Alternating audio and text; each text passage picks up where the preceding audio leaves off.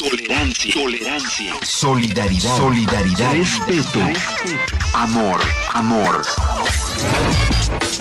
Este es su programa Líderes de nuestro tiempo, un espacio para analizar y comprender la relevancia de los conceptos y valores primordiales para las relaciones humanas. Bienvenidos. Bienvenidos y bienvenidas a este su programa Segunda Opinión, enfocada a temas jurídicos en donde realizamos entrevistas con expertos que nos dan información valiosa para orientarnos y darnos precisamente la segunda opinión. Nos hemos fijado dos objetivos en estos programas. El primero es ser de corte preventivo, dar información sobre las consecuencias jurídicas, tales como la pérdida de la libertad, reparación del daño, el pago de multas, y afectaciones a las víctimas, a sus familiares, a nosotros mismos y a nuestros familiares, por la comisión de un delito. Hinckley nos dice, si supiéramos las consecuencias de nuestras malas decisiones, no las tomaríamos. Poner al alcance, este es nuestro otro objetivo, poner al alcance de los infractores y sus familiares una segunda opinión sobre las penalidades esperadas y la estrategia de defensa que proponen los abogados más sobresalientes, experimentados y profesionales del área jurídica que nos hacen el favor, como tú, de estar aquí con nosotros. Agradecemos a la Asociación Nacional de Locutores de México y a Líderes de Nuestro Tiempo su apoyo. ¿Qué tal? Soy José Antonio Garza y sus hijos. ¿Tú lo puedes editar? Ahora. No. Sí. Pues por ahí. Sí, o sea, ¿dónde desde ahí? Presentamos un caso real de la comisión de un delito, sus complicaciones, sus contras, ¿no? Convenientes, es decir, elementos favorables para la defensa que los abogados ocupan, sus pros, opciones de arreglo y las estrategias jurídicas desde la opinión del experto, en esta ocasión del experto invitado. Agradecemos a la Asociación Nacional de Locutores de México y a Líderes de Nuestro Tiempo su apoyo. ¿Qué tal? Soy José Antonio Garza, director del programa de Líderes de Nuestro Tiempo, y tengo el gusto de presentarles a nuestro invitado, al maestro Marco Antonio Chaparro Rodríguez, quien tiene una vasta preparación de la cual no sería imposible meterla en este tiempo, pero mencionaré que es licenciado en Derecho y tiene especialidad en criminología, tiene una maestría en de Ciencias Jurídicas Penal, una maestría en Derecho Procesal Penal por el Centro de Estudios Superiores en Ciencias Jurídicas y Criminológicas, y también cuenta con una vasta experiencia en juicios orales. En su experiencia laboral destacamos que trabajó en la Dirección General de Reclusorios, actualmente en la Subsecretaría del Sistema Penitenciario. Bienvenido, maestro Marco Antonio Chaparro, es un gusto tenerte aquí en nuestro programa. Muchas gracias, estimado José Antonio, es igual un gusto para mí el ser invitado a tu programa. Hoy nos tienes un tema importante, que es la ejecución de sentencias. ¿Qué pasa en la ejecución? Y platícanos, ¿a qué se refiere ese proceso? Fíjate que es una pregunta muy interesante. Antes referíamos a la etapa de ejecución solamente hasta que la persona era sentenciada ejecutoriada. Con la entrada en vigor de la ley de ejecución, que fue en junio del año 2016, la etapa de ejecución para la persona privada de libertad en algunos sentidos entra en vigor desde que esta misma persona ingresa a reclusión. No obstante, el hablar de eso sería material de otra charla, porque hablaríamos de peticiones administrativas, hablaríamos de controversias que tanto la persona privada de libertad, así como la propia familia, puede solicitar ante la dirección del reclusorio e incluso ante el juez de ejecución, pero es un tema tan extenso que, si no tienes inconveniente, me gustaría dividirlo. El día de hoy te hablaré solamente de la etapa de ejecución a partir de que la persona es sentenciada. Hablaríamos entonces, una vez que ya está sentenciada ejecutoriada, ¿qué opciones tiene esta persona para obtener nuevamente su libertad? Esto es oro puro y es lo que las personas necesitan. Y como comentábamos en otras charlas, después de el intenso trabajo en el proceso antes de llegar a la sentencia, después como que hay un poquito de desistimiento y se bajan las pilas en la parte de ejecución, y lo que nos estás dando es oro puro, porque aún ya con una sentencia hay cosas que hacer para minimizar el tiempo de reclusión, ¿no? Así es. Fíjate que algunas personas, algunos juristas, determinan que la etapa de ejecución o los beneficios de la persona son como un derecho, como algo adquirido, algo que por la simple naturaleza del tiempo pueden obtener. Eso confunde mucho a las personas privadas de la libertad. Otros, como tu servidor, nos encaminamos más a pensar que es una serie de mecanismos, es decir, hay que hacer cumplir una serie de requisitos para obtener justamente una forma de libertad anticipada que pueda ser externada antes de cumplir o de lo que comúnmente conocemos en la materia, compurgar su sentencia. Excelente. Y este tipo de beneficios tienen varias situaciones, ¿no? Me decías que algunos autores, algunos operadores del derecho lo ven de una forma, tú lo ves de una forma más práctica, y que es un beneficio para la población penitenciaria. Hay ciertas cosas que lo califican o no. Es correcto. Sí, nos va a decir cuáles. Es correcto, señor Antonio. Fíjate que hoy en día en la Ley Nacional de Ejecución contempla dos supuestos, la libertad condicionada y la libertad anticipada. En este sentido, la primera, que es la condicionada, es cuando la persona reúne el 50% de la pena. Entre otras cosas, tiene que haber pagado la reparación del daño, tiene que haber pagado la multa, no tiene que haber oposición fundada de la víctima, que ahí también ese es un tema que es muy extenso de explicar, porque ¿cómo podríamos calificar que existe oposición o no? Porque es imposible asegurar el futuro, lo imprevisible, ¿no? Entre otras cosas, mantener su plan de actividades activo al día de la solicitud del beneficio. A ver, como ya te lo mencioné, cubierto el 50% de la pena en materia de la libertad condicionada. En este beneficio, como en la libertad anticipada, solamente existen tres supuestos de excepción, que es delincuencia organizada, trata de personas y secuestro. Así es. Entonces queda claro, todo lo que esté fuera de estos tres sí puede tener ese tipo de beneficios, ¿no? En la materia debe de serlo, porque la ley de ejecución no contempla esa limitativa. Lo mismo sucede si hablamos entonces de la libertad anticipada, que son los mismos requisitos que es para la libertad condicionada, exceptuando únicamente que la persona al día de la solicitud ya debió de haber compurgado el 70% de la pena y todos los demás accesorios. Por eso te comentaba que es parte del mecanismo el cubrir todos los demás requisitos. Luego entonces, atendiendo a la máxima jurídica, lo que no está prohibido, permitido está. Entonces no hay ninguna excepción más que en la norma esos delitos a los que ya me referí. Estoy entendiendo, Marco, que en esta parte el comportamiento de la persona privada de su libertad, la pelota está en su cancha, ¿no? Es correcto. Depende cómo se desarrolle, es conforme se puede tener los elementos para que cumpla esta situación, ¿no? Claro que sí. Fíjate que algo con lo que se batalla mucho es que la persona privada de libertad, evidentemente atendiendo ánimos propios de la naturaleza de la sentencia, se olvidan de que pueden estar sujetos desde su mismo ingreso a reclusión a un plan de actividades, justamente para poder llegar pronto a reunir los requisitos al día de la solicitud de su beneficio. ¿Cuál sería la solución? Derivado del artículo 73 constitucional de su fracción 21, inciso C, que el Congreso se dotó al Congreso de la Unión facultades exclusivas para cierta materia, y me refiero a la fiscal. Esa es una muy buena pregunta, mi estimado Antonio, porque hay algunas leyes especiales que tienen limitativos de origen a que la persona pueda ser sujeta de un beneficio. Me explico. El Código Fiscal de la Federación señala en el artículo 81, si no me equivoco, que la persona que ha sido sentenciada por delito de evasión fiscal o de evasión fiscal equiparada, previstos y sancionados en el 81, 91, 92 y 98 del Código Fiscal de la Federación, te dicen que esas personas de origen no pueden tener un beneficio.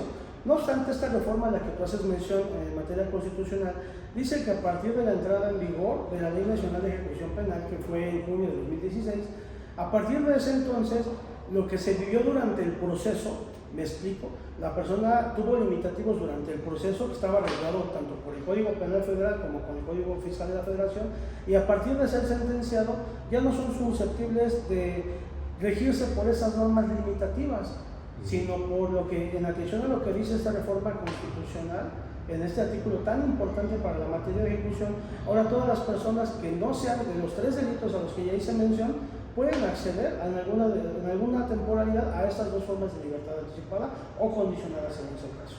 Oro puro lo que estás diciendo, o sea, quiere decir que está derogada esa situación de exclusividad, de exclusión que tienen los delitos fiscales, ¿no? Exactamente. Esto es oro puro.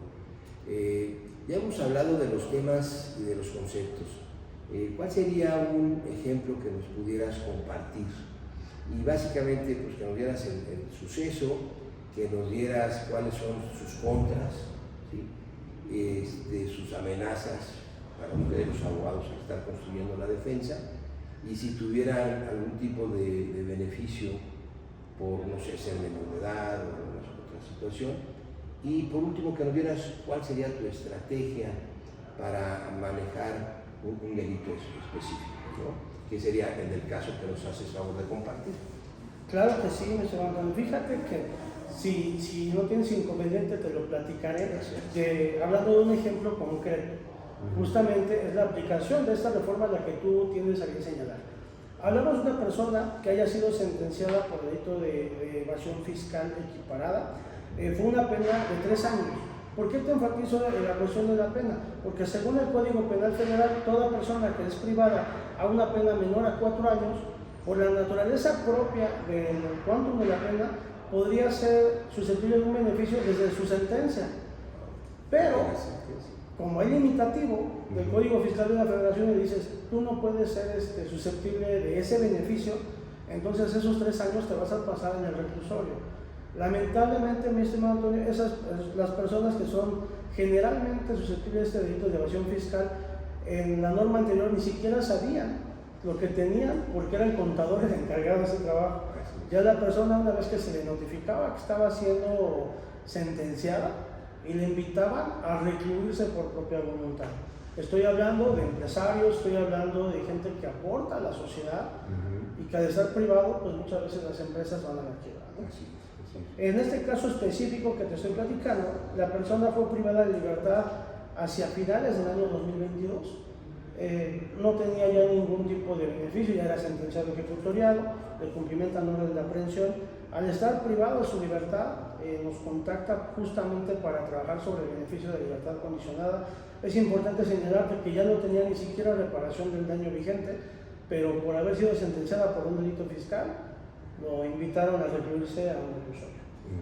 Llegado el 50%, se solicitó su beneficio de libertad condicionada, y justamente ese es uno de los problemas a los que nos encontramos, lo que tú comentas. La juez de ejecución en materia federal nos desecha de plano la solicitud, diciendo que no era posible siquiera entrar a debate. ¿Por qué? Porque había una ley especial que lo prohibía. Nos desechan de plano esa solicitud, esa controversia, para que esta persona pudiera salir al año y medio de estar privada de la libertad. Evidentemente, nosotros como defensa construimos la estrategia desde la solicitud misma. Sabíamos que existía la posibilidad de que nos las desechara, recurrimos a la apelación, y el Tribunal de Alzada, revisando el trabajo de la juez de ejecución, nos dio la razón y dijo que era la persona perfectamente susceptible porque encuadraba en todos los requisitos, puesto que no había sido sentenciada ni por secuestro, ni por trata de personas, ni por delincuencia organizada. Entonces podía obtener su libertad. No obstante, ahí nos enfrentamos a la segunda piedra del camino, que es que los delitos fiscales no solamente deben de ser sentenciables, sino que deben de ser como objeto de estudio a la sociedad para que tengamos cuidado de no evadir nuestros impuestos. Entonces la Secretaría de Hacienda, inconforme con que nos dio la razón el Tribunal de Alzada, pues promovió el juicio de amparo. Para hacerte la versión corta, el juez de amparo nos dio la razón nuevamente y ordenó que se le diera trámite a la controversia. No obstante, Hacienda, nuevamente inconforme, ahora promovió un recurso de revisión. ¿Para qué? Sabían que íbamos a lograr la externación de nuestro cliente, pero para alargar el proceso lo más posible. Luego entonces, una vez que las dos resoluciones alzadas nos dan la razón, pudimos iniciar el trámite de la controversia. Bien. Oye, y si ahí surgiera otra situación, por ejemplo, de que hay algún otro proceso, ¿afecta a obtener los beneficios? Y sobre todo, si fuera algo subyacente al fraude, a la cuestión fiscal, ¿sí? Pero que ya sabes que van saliendo carpetas diferentes. Entonces, si es subyacente al mismo caso, ¿afecta si después hay una sentencia? Pudiera afectar, por eso es muy importante que se asesoren de forma adecuada a las personas privadas de libertad. ¿Para qué? Para que en el momento mismo que piensan o pretenden solicitar su beneficio, ya sea libertad anticipada, ya sea libertad condicionada, que para una persona con antecedentes lo ideal, y sería materia de otra charla, sería la libertad anticipada en específico, el abogado que sea experto en ejecución de penas. ¿Por qué te comento esto, mi estimado Antonio? Porque sabemos que hay muy buenos penalistas en nuestro país. No obstante, en materia de ejecución consideramos que es un tanto olvidada, consideramos que es muy poca la gente que se ha mantenido actualizada. Entonces es importante que la persona privada de libertad busque a un abogado experto en ejecución de penas, porque puede manejar satisfactoriamente tu pregunta. Si existe una o varias carpetas o incluso varias sentencias, poder adecuar las cosas al momento de la solicitud y que éstas no le interfieran en su salida. Exacto. Porque podría ser que bloquea totalmente el procedimiento, ¿no? O sea, no se puede acceder a ese beneficio. Exactamente. Y esto que me dices que está olvidado, pues es importantísimo, porque aunque se haya llevado, quizás si obtienes un beneficio de este tipo, del 50%, es superior a haber llevado un proceso muy adecuado, muy limpio, en cuanto a la sumatoria de años. Sí, tiene que hacerte un cómputo exacto de cuánto. Imagínate obtener un 50% de borrar los años de carcelamiento. Y hay delitos que las sentencias son más de 20 años. Imagínate el poder salir a la mitad del tiempo debidamente trabajado, puede abrir un nuevo panorama a la persona privada de la libertad, como bien comentas, para poder volver a cambiar sus decisiones en el futuro de su vida. Nos platicas, Marco, que te aceptaron la controversia, ¿no? Y en uno de los puntos es que no debe de haber otras carpetas, otras sentencias. Una duda, si estas otras carpetas, otras infracciones devienen del mismo hecho, ¿se entiende como un ilícito diferente o es parte del mismo ilícito y no nos afectaría en obtener los beneficios? Muy buena pregunta, mi señor Antonio. En ese tenor te comento que cuando son del mismo hecho o son con una misma conducta, se generan varios delitos. Cuando en ese caso la defensa ahí se maneja estratégicamente entre el abogado penalista y el abogado experto en ejecución, para que se pueda señalar como un concurso, que con una misma conducta se cometieron varios delitos y entonces se maneja un concurso que beneficia a la postre en una sola sentencia a la persona privada de libertad. Eso definitivamente se tiene que hacer antes de la sentencia. Sí, claro. Ya sí, sentenciado claro. Ya no hay sentenciado se complica. Tendría que justamente el abogado en materia de ejecución, dependiendo de los delitos, en algunos, ¿qué te conviene solicitar? Si te conviene la libertad condicionada o en su caso preparar la estrategia para la libertad anticipada. Que te repito, lo podríamos ahondar en un ejemplo práctico en próximas ocasiones. Como no, muchas gracias. Dinos, ¿cómo se desarrolló esta situación? Fíjate que una vez que le ordenaron a la juez de ejecución a que diera trámite a nuestra controversia, que es como se conoce la solicitud de beneficio, pues obviamente no estaba muy a gusto ella con que le ordenaran que le diera trámite. Entonces ella nos ordena a nosotros el tener toda nuestra carpeta lista y preparada, poniendo tratado de las partes para debatir cada uno de todo el historial documental de Hacienda, de Procuraduría, de primera, segunda instancia, de los amparos, para poder llevar un buen debate.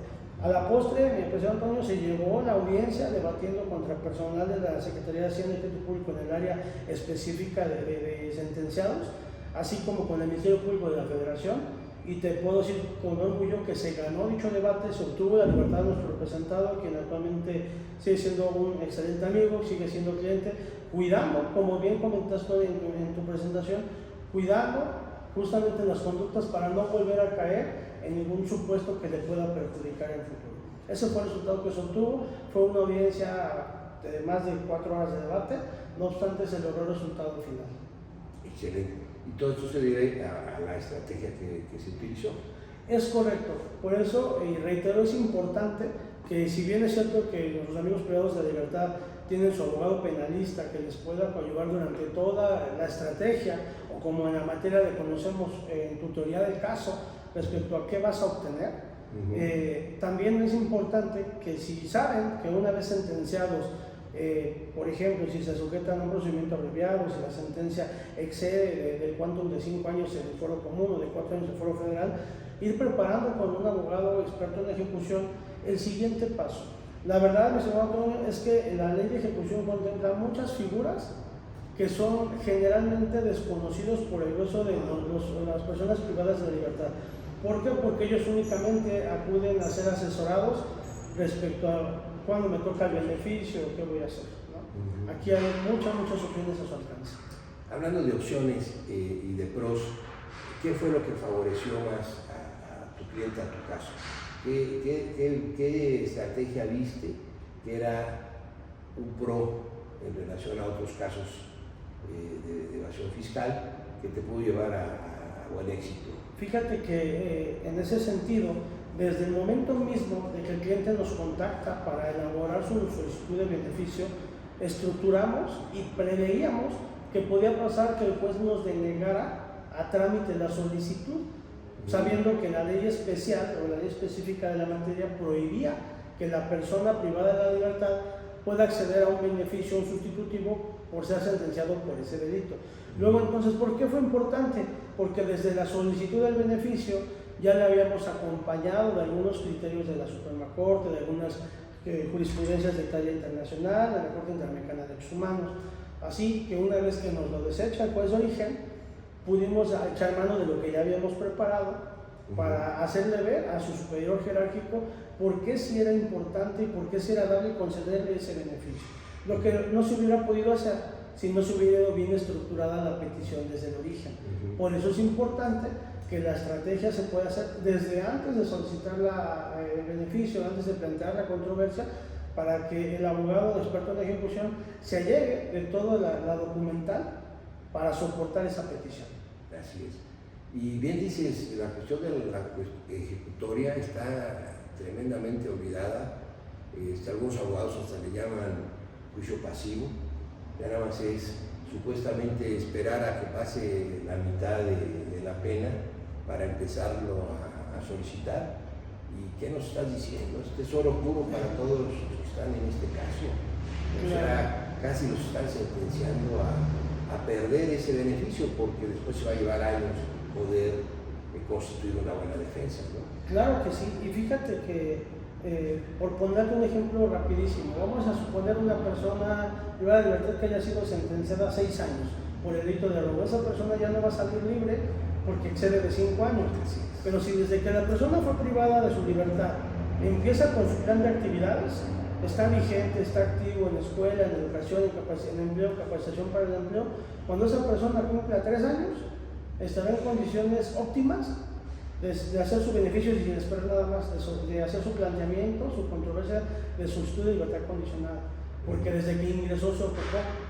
Pero si no lo hace, y si ya nada más cuando van a cumplir el tiempo quieren ver cómo reunir los requisitos, pasa 1 o 2 años más. Y en muchos casos se pierde el beneficio.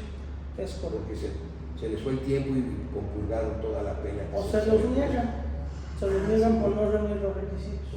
Por eso te comentaba que es un mecanismo que debe estar debidamente integrado, debidamente empatada la maquinaria, tanto el sistema penitenciario, el sistema judicial, la persona privada de libertad, la familia que apoya a la persona privada de libertad y el abogado que le va a apoyar a coordinar todos estos elementos. Así es.